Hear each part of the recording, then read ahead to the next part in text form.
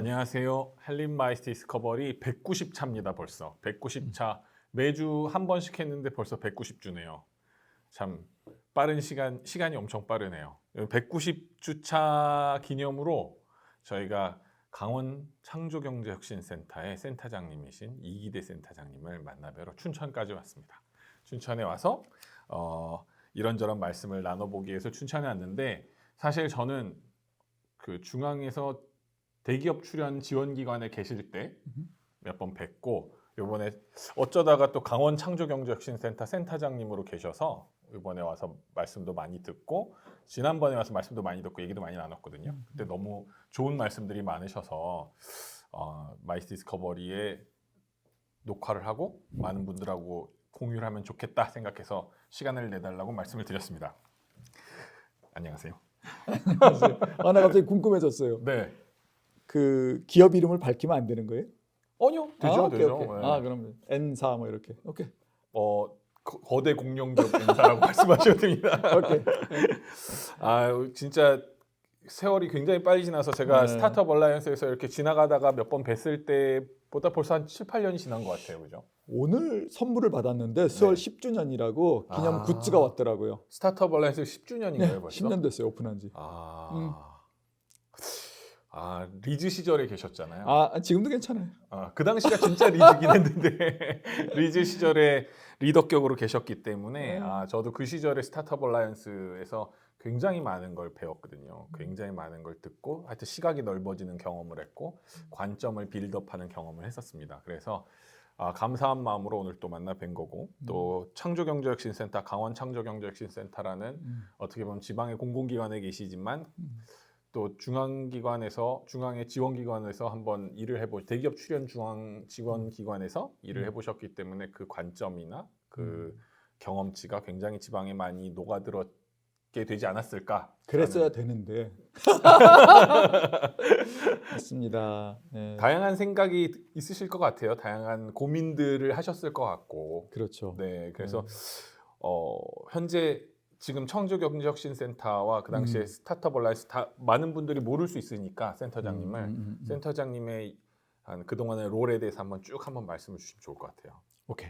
그 창조경제혁신센터나 아까 우리가 잠깐 얘기한 스타트업 얼라이언스나 거의 비슷한 시기에 태어났어요.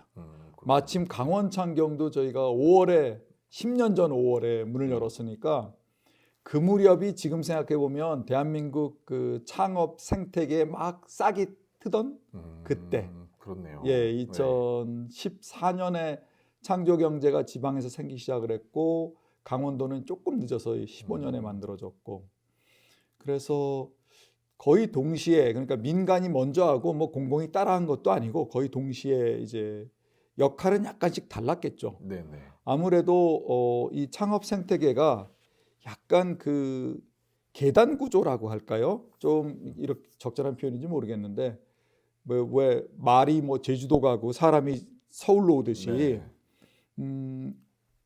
우리나라에서 잘하는 친구들은 실리콘밸리로 가겠죠. 예, 마찬가지로 수도권에는 이제 좀 한방에 있는 그런 창업자들이 쫙 모여 있는 거고, 그래서 자원이 넘치죠. 흔히 자원이라고 한다는 건 물론 돈도 있을 수 있지만 이 창업 생태계의 필수적인 그 선배들의 역할, 멘토, 뭐 엑셀러레이터, 뭐 이런 분들조차도 수도권을 벗어나지 않고, 더 정확히 말하면 테헤란로, 그렇죠. 선능력의 이렇게 반원 한 2km, 네. 그 정도, 반지름 2km 아니면 판교 정도. 네. 예, 우리나라 제2도시라고 하는 부산조차도 생태계가 제대로 안 만들어졌으니까. 네.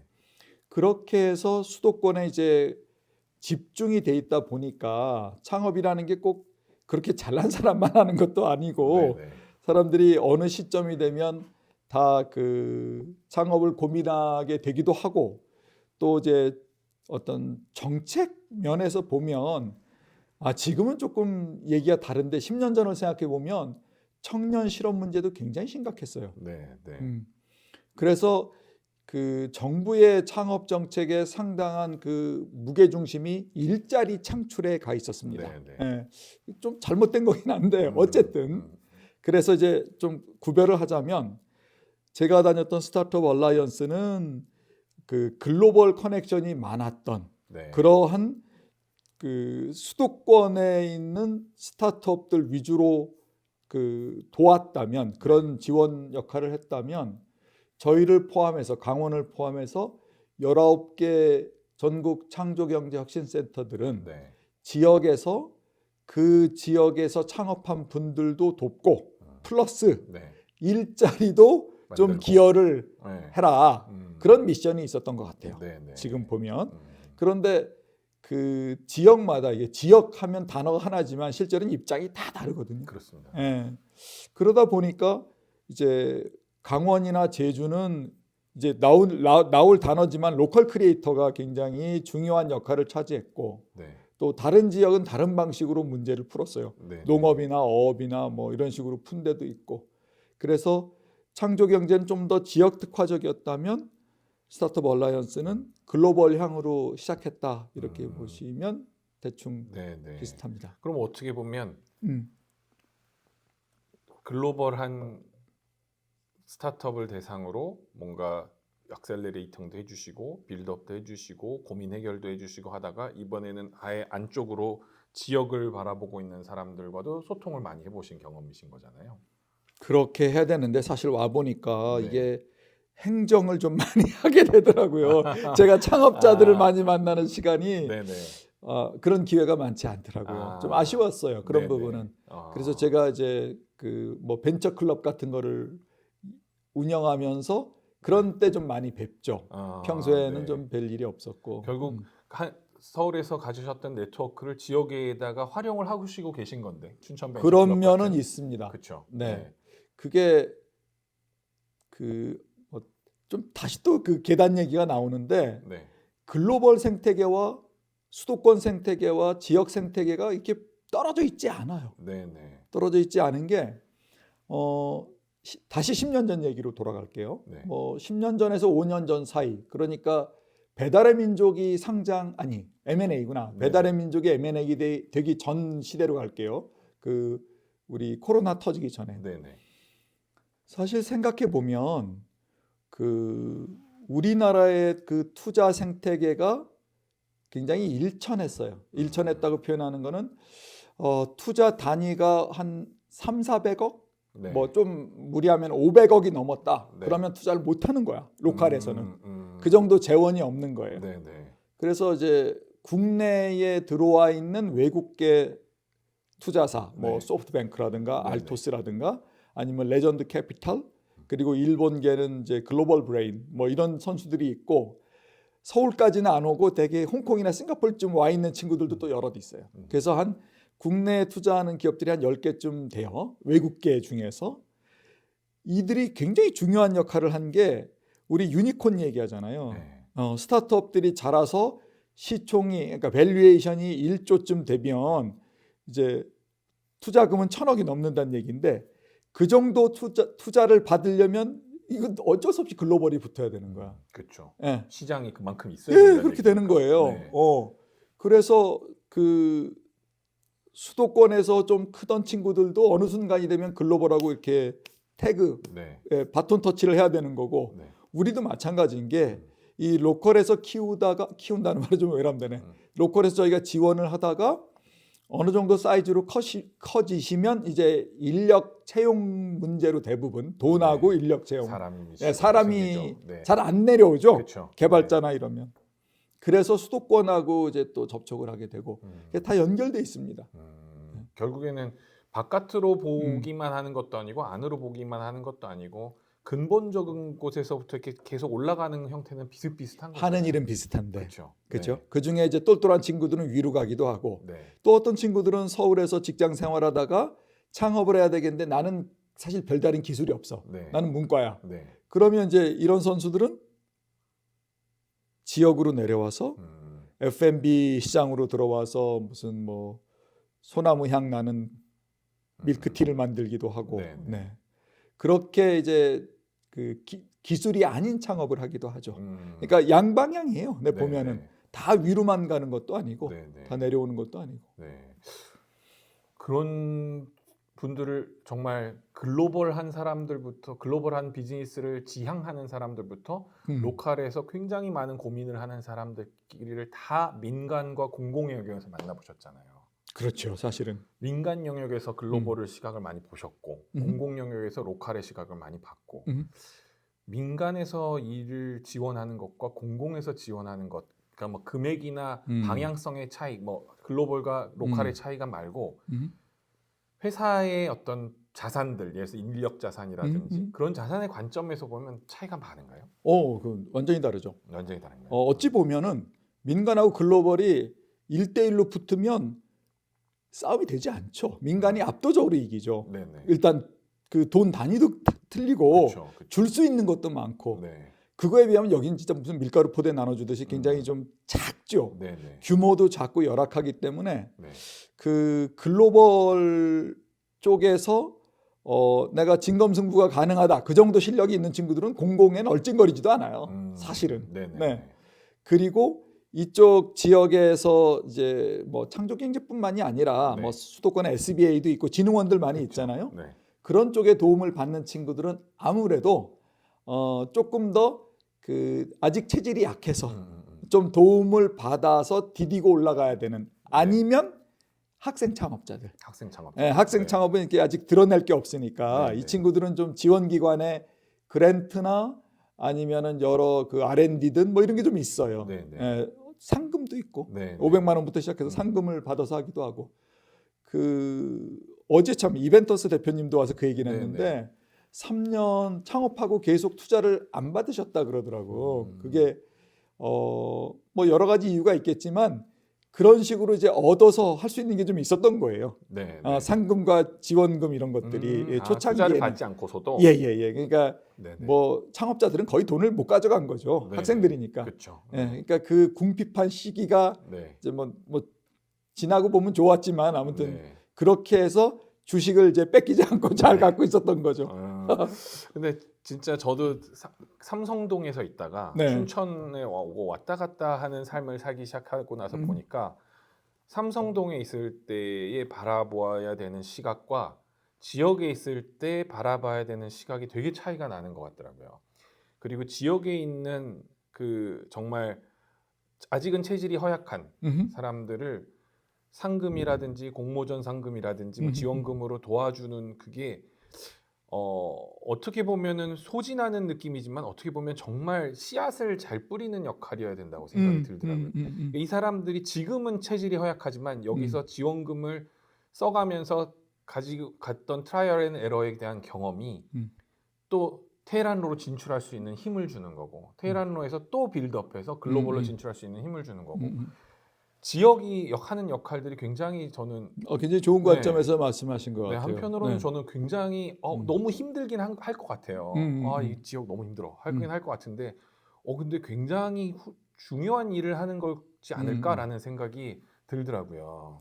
제가 창업 생태계를 굉장히 좋아하는데 오래 있었고요. 사실 뭐 90년대 닷컴 때부터 계속 있었고 실리콘밸리에 가서 일할 때도 좋아서 간 거니까 미국 가서도 대기업에 입사를 안 하고 제가 스타트업에 가서 일을 했던 이런 그 기저에는 뭐가 있냐면 이 스타트업이라는 게 생각보다 인간적인 부분이 있어요.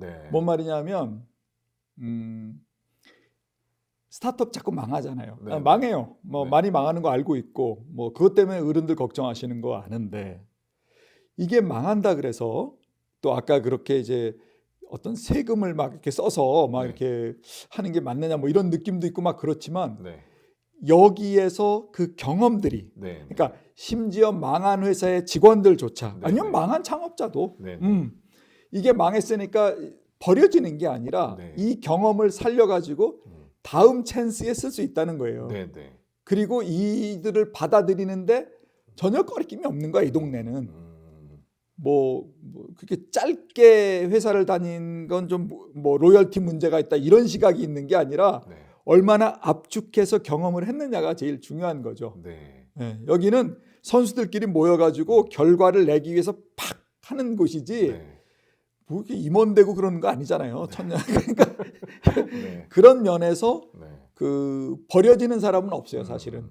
맞는 말씀입니다. 그래서 재활용되듯이 사람들이 네. 아까 말씀하신 그랜트를 썼든 뭐 세금을 썼든 그 경험이 누적이 돼서 그때는 뭐 선장님을 잘 못 만나서 꽃을 못 피웠어도 네. 나중에 다른 회사에 들어가서 네.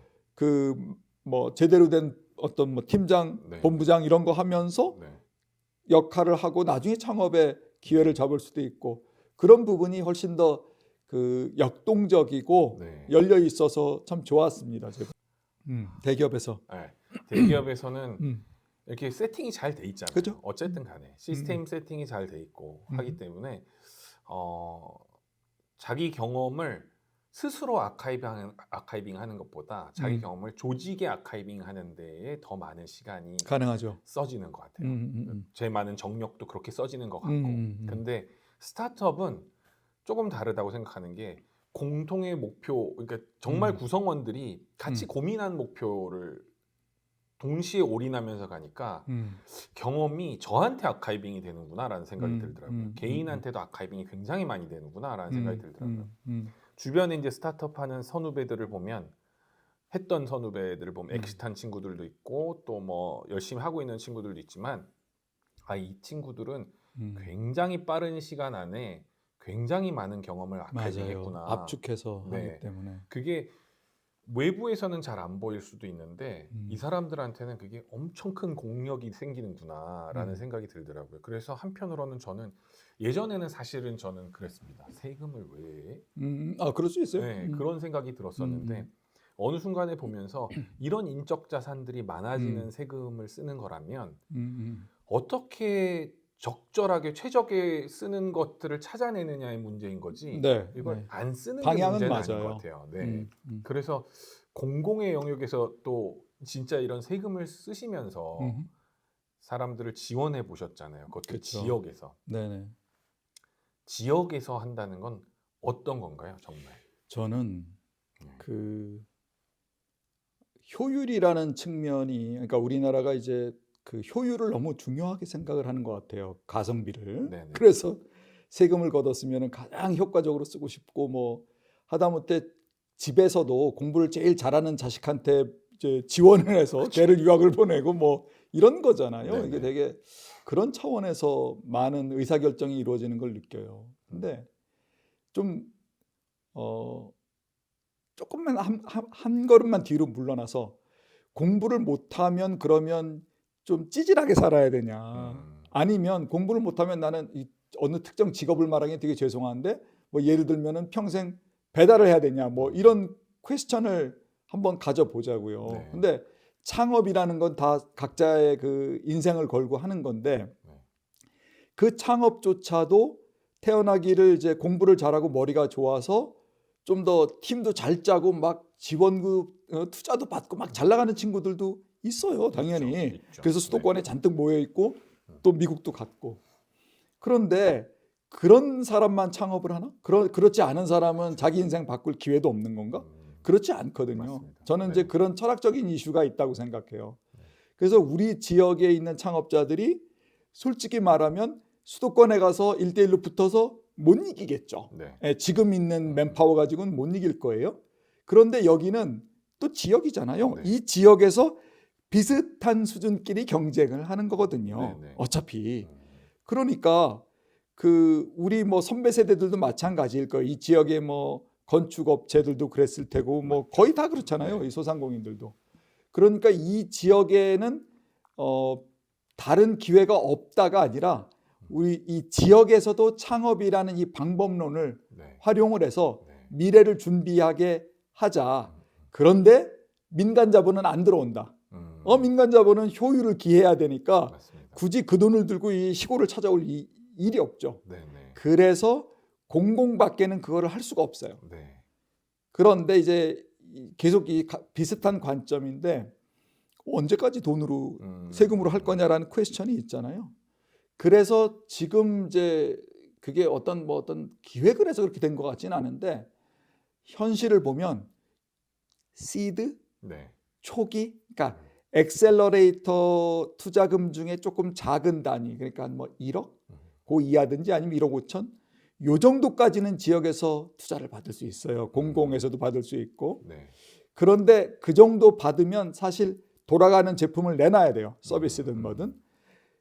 그러면 이제는 민간이 붙어요. 네. 그때는 이제 제대로 해야 되는 거죠. 네네. 근데 뭐 이걸 들고 서울 가서 하지는 않겠지만 네네. 이 지역에서 충분히 경쟁력을 가지고 할 수 있기 때문에 그 정도까지만 저희가 도와주면, 얼리 스테이지만 도와주면 그 다음부터는 그 민간 생태계에서 들어올 수 있고, 지금 숫자 중에 제가 공유할 만한 게 하나 있는데, 강원 지역에 어베일러블한 펀드가 지금 한 1,000억 좀 넘거든요. 오, 예, 그게 좋네요. 지역 펀드도 있을 수 있고 또 예, 그런 식으로 약간 목적성 펀드로 이 지역에서 만들어진 것도 있고 수도권에서 만들어졌지만 강원이 쓸 수 있는 펀드도 있고 그래요.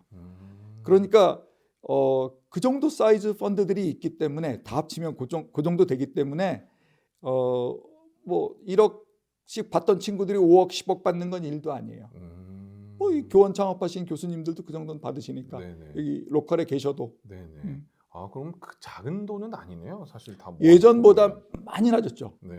지금은 이 투자 생태계는 지난 한 2, 3년 사이 아주 괄목할 정도로 발전했어요. 근데 제가 민간은 참 아까 말씀하신 것처럼 효율성을 중심으로 그럼요. 돌아가는데 사실 공공의 영역에서 이런 걸 지원한다든지 아니면 저희 마이스 영역도 비슷해요. 공공의 영역에서 해야 될 일들을 생각할 때 여전히 민간을 벤치마킹하다 보니까 효율성 얘기를 또 하거든요. 뭐 이렇게 됐으면 그럼 ROI가 어떻게 될까라는 것들을 요구하는 때가 많아요. 이 모순됨을 저도 느껴요. 그렇죠. 아니 그러니까 선발할 때는 공정 어쩌고 한참 얘기하다가 그게 사업이 끝날 때쯤 되면 그래서 몇 명이 뽑혔고 몇 명의 매출이 나왔고 뭐 이런 소리를 하거든요. 결국 숫자로 정리를 해야만 그러니까. 한다는 상황이 되는 게 네. 아까 저도 지역을 왔다 갔다 하면서 학생들을 가리키면서 느끼는 게, 그리고 스타트업 신 사람들을 보면서 느끼는 게, 경험이 아카이빙 되는 이 과정 자체가 굉장히 중요하고 그걸 시드로 모아서 뭐 예전 용어로 하면 백서처럼 만들거나 아니면 뭔가 아카이빙 된 자료로 만들어서 이걸 데이터화 시키는 게 더 중요한데 그거 말고 결론이 어떻게 됐니? 라는 거로 정리가 되는 순간부터 예. 다들 스텝이 엉키는 것 같아요. 공공자금도 마찬가지고 저희 스타트업 씬도 마찬가지고 저희 마이스 씬도 마찬가지인 것 같아요. 근데 그걸 그러면 어떻게 공공에 있는 사람들 입장에서 보면 야, 세금인데 라고 얘기를 하는 건데 그렇죠. 그럼 세금을 ROI를 분석해서 성과 분석을 해서 답을 주는 게 맞냐, 아니면 정성적인 고민들을 굉장히 시스테마틱하게 한번 만들어 보는 게 맞냐라고 보면 저는 후자 쪽에 자꾸 손을 들게 될 수밖에 없는 것 같아요. 민간과 공공을 자꾸 그 동일시하는 결과 분석은 저는 해서는 안 된다고 생각을 하거든요. 공공에 가 계시니까 그 분명히 그런 충돌들을 많이 느끼셨을 것 같아요. 여기 계시면서요. 그런 모순된 그럼요. 예, 이게 더블 바인드인데 이쪽 말을 처음에는 들어야 되는 것처럼 하고 시작을 했는데 나중에는 다른 잣대로 평가되는 이런 일들은 뭐 너무 흔하죠. 수도 없이 많죠. 그렇죠.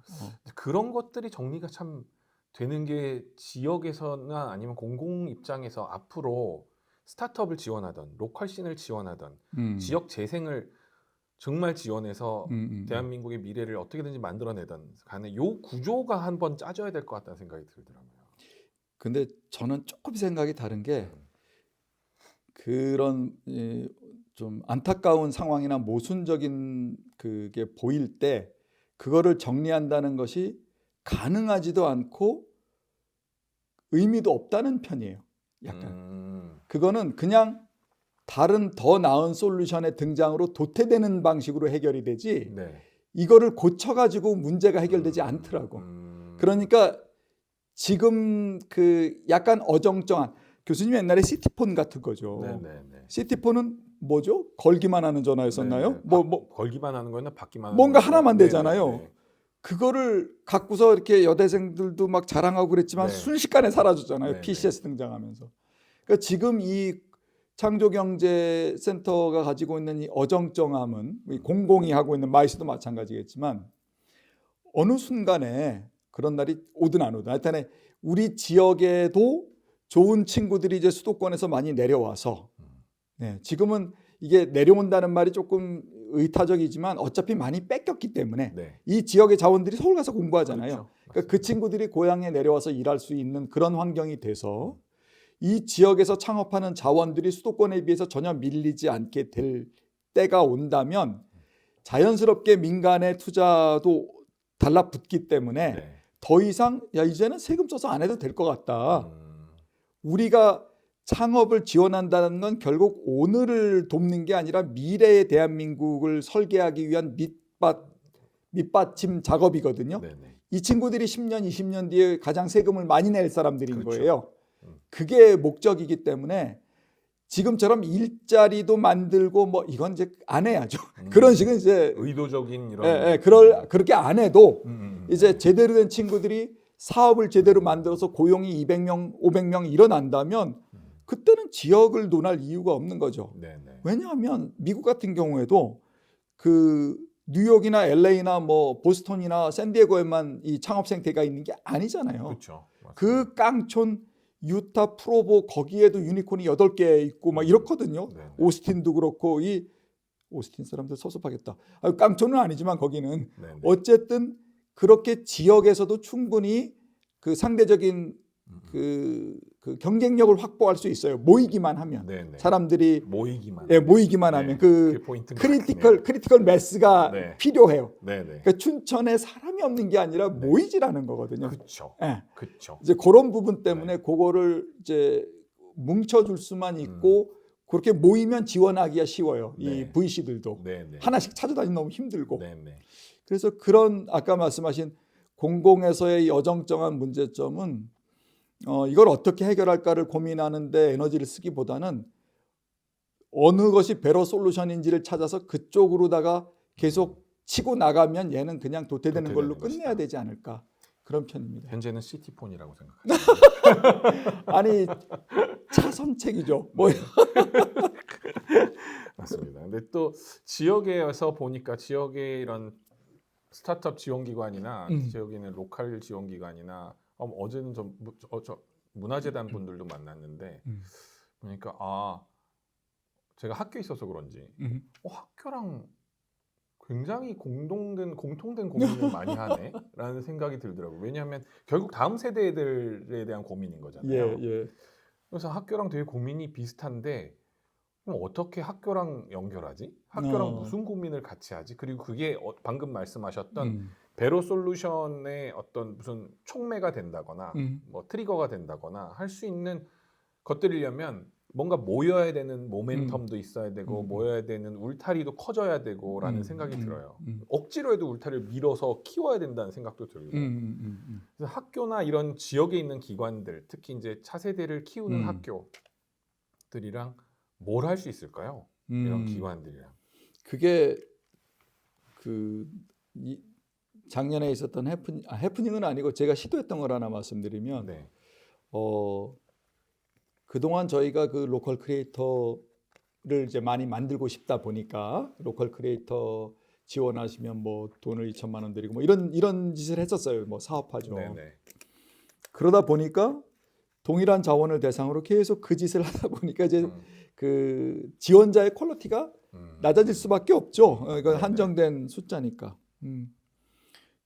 그래서 좀 더 들여다보니 잘하는 로컬 크리에이터들, 그게 칠성조 선수든 서피비치든 아니면 뭐 감자밭이든 이 친구들의 공통점을 이제 뽑아 보면 이 친구들이 이 지역에서 만나긴 했지만 근본적으로 이런 눈이 뜨인 곳은 수도권이거나 아니면 외국이었다는 거예요. 그러니까 그 다양한 생각이 모이는 데에서 새로운 창의적인 사업 기회가 됐든 아니면 뭐 예술적인 것도 뭔가 시작되잖아요. 그게 맞습니다. 이제 통섭이 일어나면서 그래서 서울에 가서 저희가 강원이 기회래요라고 플래카드를 걸고 서울에 계신 분들한테 혹시 기술 창업이 아닌 로컬 크리에이터 창업에 관심 있는 분들 오셔서 어떤 방식으로 선배들이 창업을 했고 성공했는지 한번 얘기 들어보시라고 뭐 그런 세션을 한 적이 있었어요. 세미나를. 그 뭐 스타트업 얼라이언스도 했었고 뭐 이제 디캠프에서도 하고 그랬는데 서울에 가서 서울에 가서 아, 서울에 네네. 있는 사람들한테 서울에 있는 사람들한테 강원의 네. 샘플을 얘기해 주러 가는 그런 거예요? 거죠. 네네네. 이게 늘 남의 게 더 멋있어 보이기 때문에 네. 서울 생활을 하다 보면 이 아침에 해 뜨는 걸 보면서 그렇죠. 그렇죠?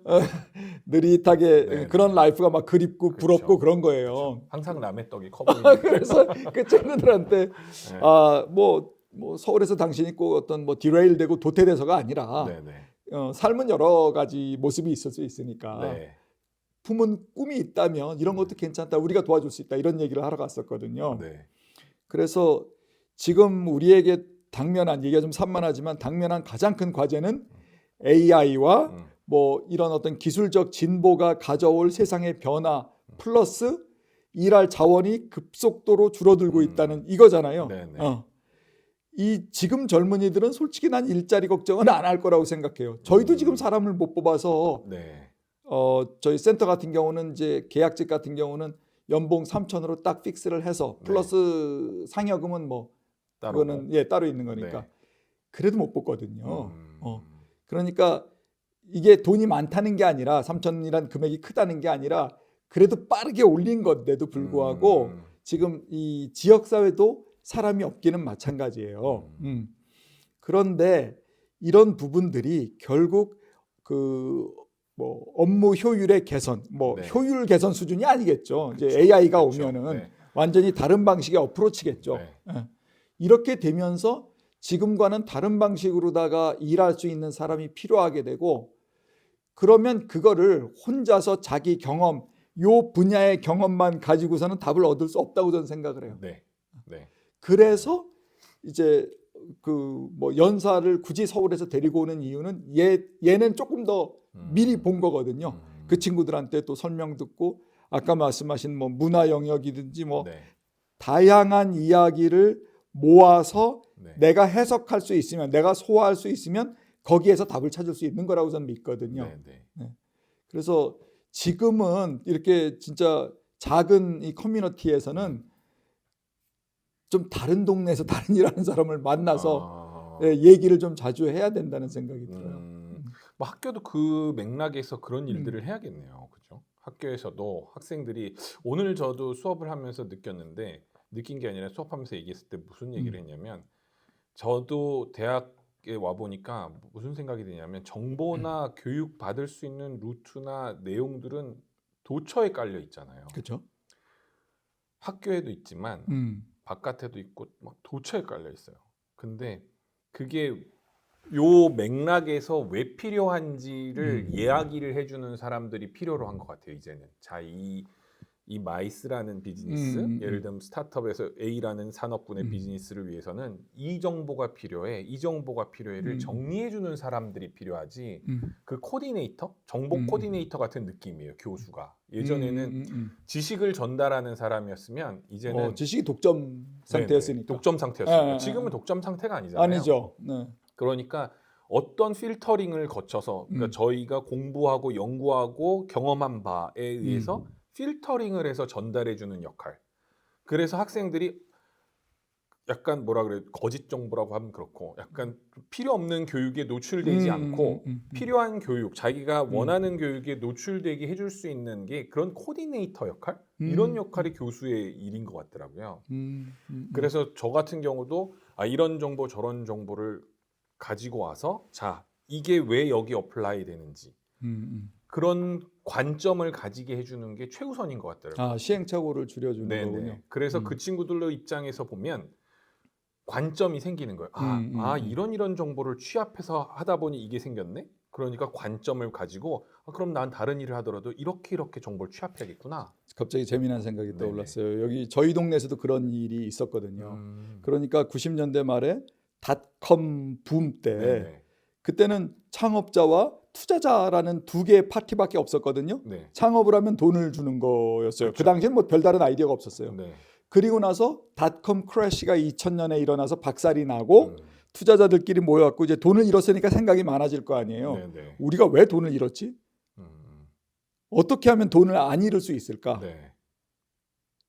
그리고 만들어낸 아이디어가 결국 엑셀러레이터거든요. 2005년도에 폴 그램이 Y 컴비네이터를 만들어요. 음.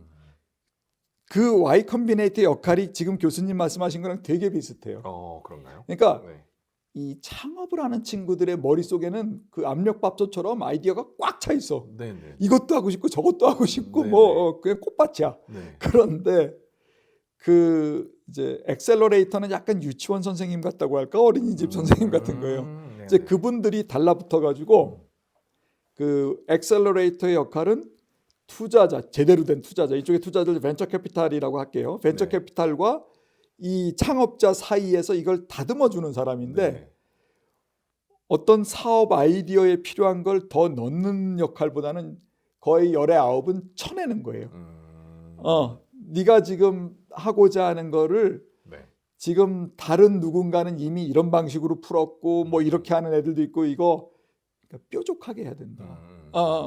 지금 네가 엣지를 만들어서 요거를 할 수 있다는 거를 보여줘야 첫 번째 투자를 받을 거고 네. 그거를 성공하면 아까 네가 말한 걸 그때 해도 된다. 지금은 그 두 개를 동시에 전선을 확장했다가 잃으면 네. 아무것도 못 하는 거잖아요. 네. 그래서 그런 부분을 창업 씬에서도 이 나름의 그 알고리즘이 이제 생긴 거죠. 성공은 그렇게 이제 애들한테 돈만 주면 되는 게 아니라 지금 다듬어주고 정리를 해주고 네네. 전화도 좀 해주고 누구하고 하라고 네네. 안 되면 뭐 뽑아다 주기도 하고 뭐. 학교는 아마 제가 생각할 때 딱 그 전 단계까지 이만큼 있는 걸 예, 이렇게 뾰족하게 선택을, 해주는 것까지. 그 다음에 대학의 사회로 나가서 예. 콤비네이터처럼 엑셀러레이터들을 만나면 정말 뾰족해져서 예. 정말 타겟을 콕 집어서 성공 베스트 프랙티스를 만들고 그 다음에 그걸 가지고 스태핑 스톤으로 계속 올라가게 하는 거. 그렇죠. 근데 한꺼번에 그게 멀리 안 가는 거잖아요. 네. 그 다음 단계만 준비하면 되는 맞습니다. 거잖아요. 네.